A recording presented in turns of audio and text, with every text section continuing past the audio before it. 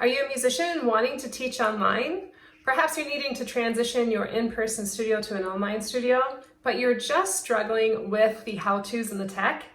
Well, in this video, I've got you covered. Hi, I'm Heather Kay, high vibe biz and life coach, giving you tools on how you can create a biz and life you love.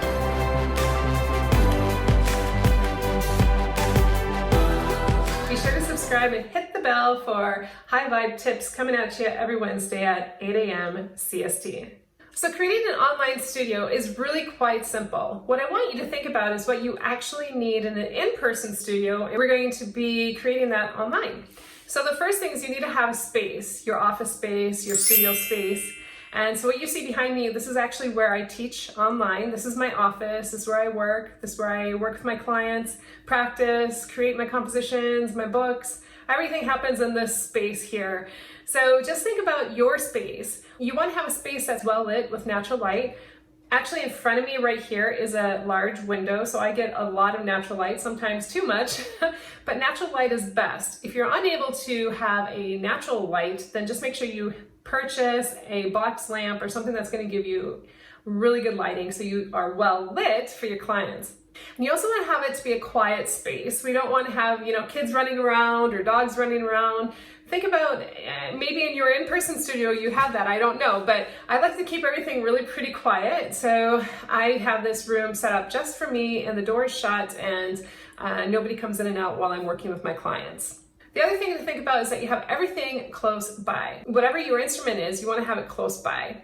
So if it's a violin, a trombone, you want it nearby with a stand and be able to access it so you can work with your clients and demonstrate. And think about when you're demonstrating, what exactly is being shown in the camera. So, watch yourself in the camera, you're watching your students in the camera, make sure that you see everything. If you need to ask your students to do something so you can see them better, then go ahead and ask them to do that, to move so you can see what you need to see. Now, where do we actually do this online? There's so many different options out there, and it really depends on you. I've been teaching online for 10 years. I transitioned to online teaching as an American violinist performing in Europe. I needed to continue to teach my students. They actually requested that I continue to work with them online. So it wasn't my idea, it was my students' idea. And so I did. I found out how to do that. And at the time when I started to use Skype, but I found that for myself in my studio, it wasn't quite professional enough, and I wanted to have a really nice virtual classroom so it can have a more professional feeling and not a social media feeling. So I went to Zoom, and I started using Zoom maybe over 5 years ago, and I haven't switched since. I really enjoy Zoom. Super easy to use. You have a link, you share that link with your clients, and boom, there you are online working together. Whenever I talk to my colleagues and they ask me about teaching online, the first question always is how to receive payments. For me, it's kind of strange because I think it's quite normal to receive payments online, but in case that is boggling you, where you can go is PayPal. You can set up invoicing through PayPal and invoice your clients or students with PayPal. There's also the option of Zelle, Z-E-L-L-E. Zelle is an incredible little platform that you can use to transfer money, and it's free of charge. And that's something you want to think about, because some platforms do take out a little fee. And think about, are you going to cover that cost, or are you going to have your students cover that cost and tack that on?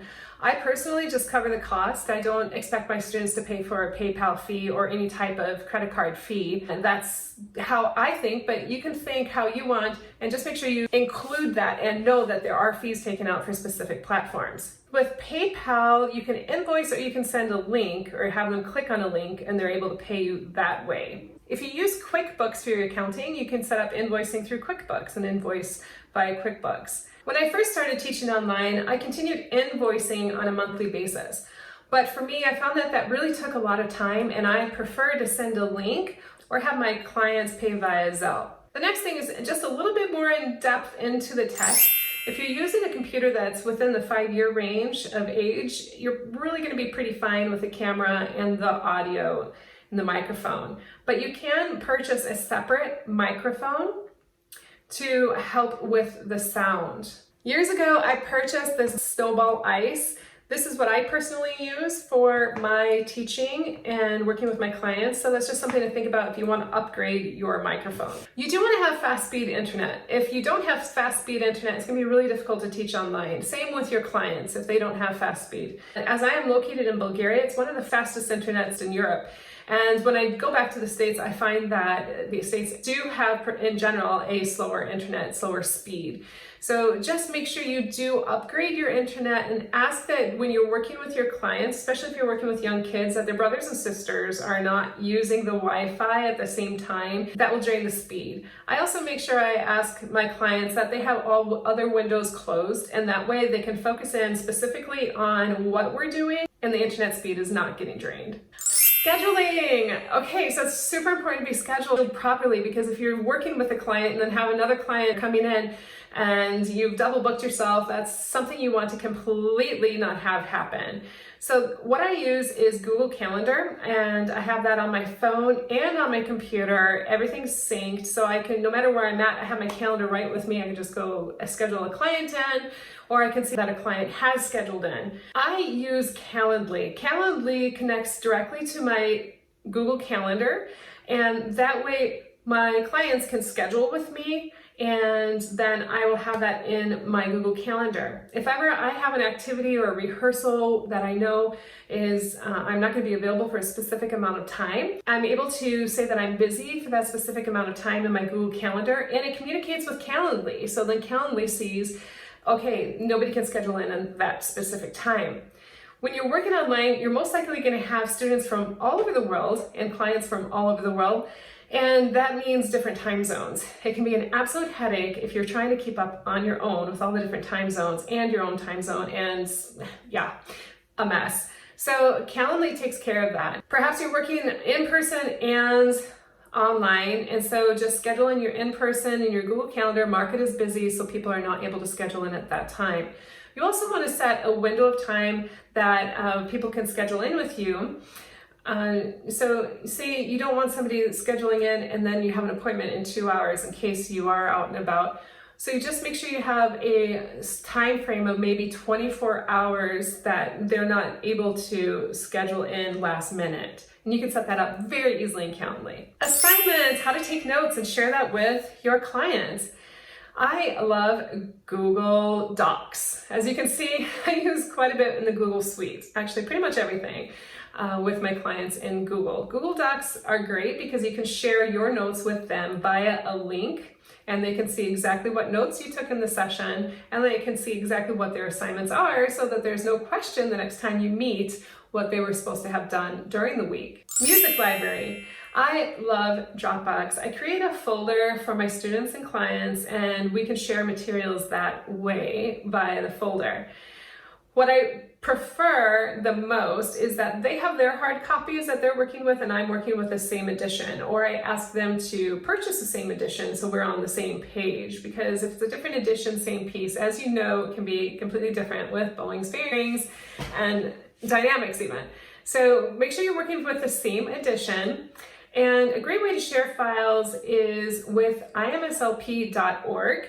All of the music within imslp.org is in the public domain, and that way you can be sure you are not breaking any copyright laws by sharing music online.